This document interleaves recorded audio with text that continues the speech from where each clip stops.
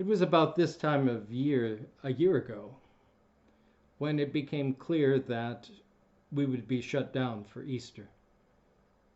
I made the bold declaration that when we could once again worship fully in person, which in my mind was a matter of weeks or perhaps a month or two away, that we would celebrate Easter in all its pomp, whatever Sunday that happened to be. Well, weeks went by, months went by, and Easter came and went. Fortunately, we were able to gather in person this year, but far from a normal Easter celebration. And still, we wait. And I don't know about you, but I'm tired of waiting.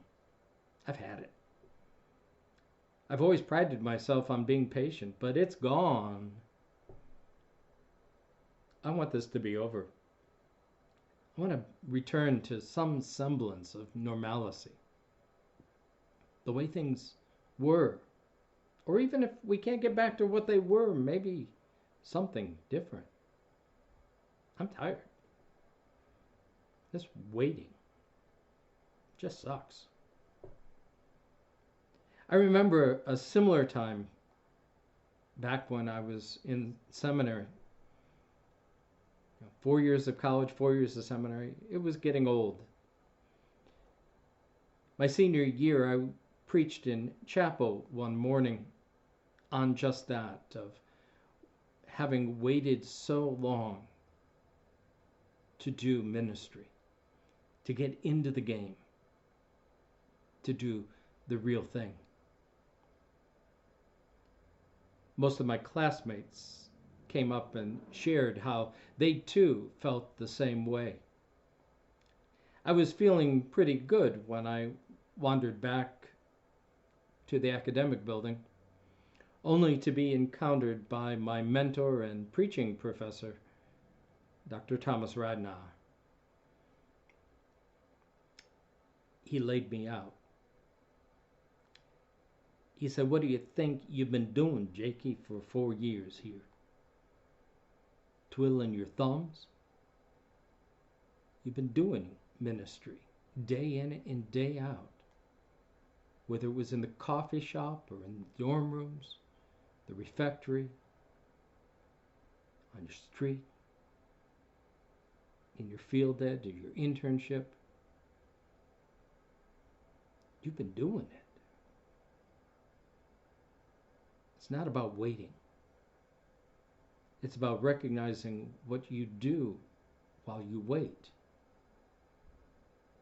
It was a valuable lesson, and one that's very important for us as the people of God. If we turn to Scripture, we find that God's people spend most of their history waiting for something. Abraham and Sarah wait for a firstborn. Jacob waits 14 years for the girl of his dreams. Moses and the people wander in the wilderness for 40 years, waiting to get to the promised land. The people in exile in Babylon wait a whole generation before they're allowed to return home. Those that return home wait to rebuild the temple. And then comes the waiting for a Messiah to come and throw off the yoke of oppression from the Persians, the Greeks, the Romans. Finally, Jesus shows up and everybody gets excited, and next thing you know, we're waiting again for his return. And we still wait. When asked about the waiting, both Paul and Jesus respond in similar words. Keep doing what you're doing. Get to work. Keep working. Keep learning from what you see, what you hear, what you're experiencing. Use this time of waiting to explore and to be. Do the things that you have been called to do. To feed the hungry, to clothe the naked, to visit the sick, to preach the good news. All of these things are what we as church are called to be about, even in the midst of our waiting. What have we learned?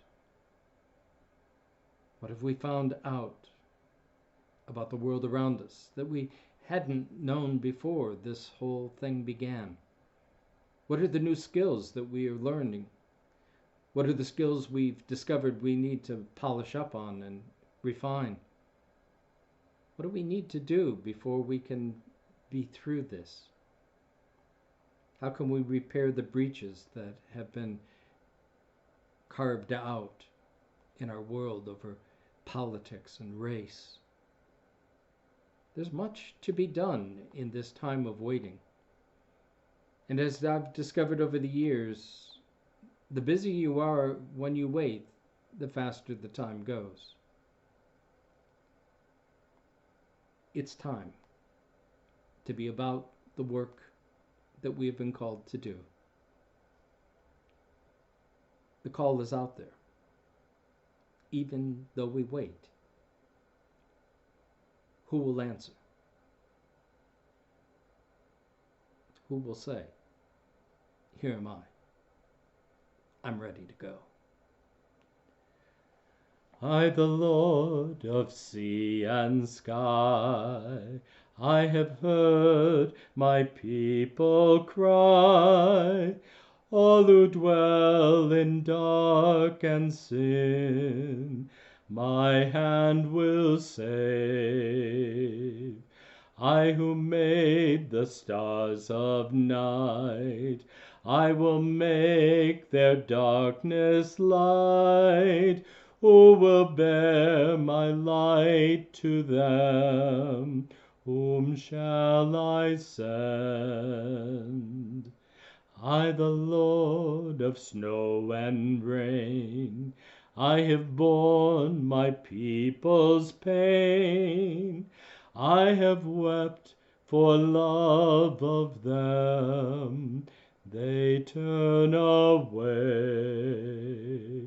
I will break their hearts of stone, give them hearts for love alone. I will speak my word to them. Whom shall I send?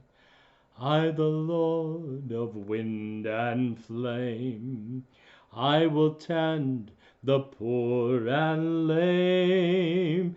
I will set a feast for them.